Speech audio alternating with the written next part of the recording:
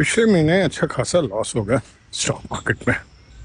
Profit में था, फिर भी लॉस हो गया।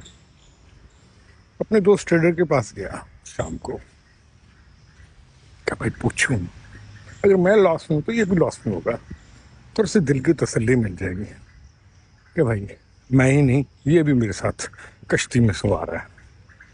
मैंने भाई से पूछा कैसा रहा भाई, उसने कहा मैं प्रॉफिट में।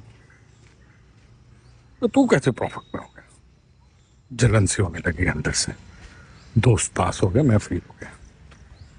ह्यूमन टीचर है ऐसी सबकी। फिर उसने कहा एक चीज बता मुझे। मैंने कहा क्या?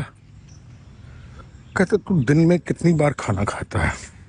कि सुबह नाश्ता, दोपहर को लंच और रात को डिनर।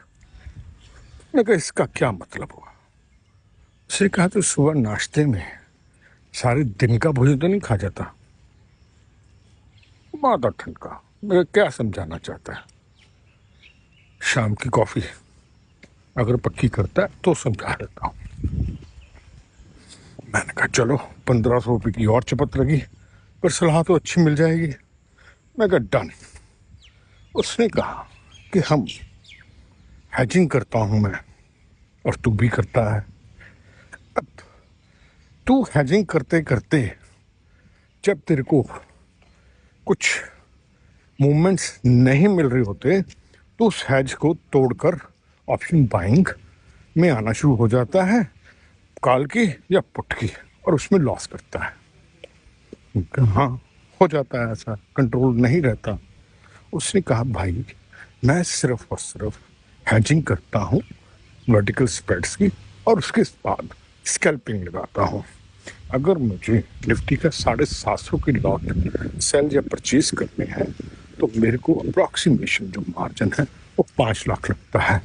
अब स्कैल्पिंग में मैं 4 पे हमेशा डाल कर रख सकता हूँ एज ए प्रॉफिट, और अगर मेरी मार्केट मेरी डायरेक्शन में जाती है तो 4 पे मुझे वो 15 मिनट में या 20 मिनट में दे जाती है।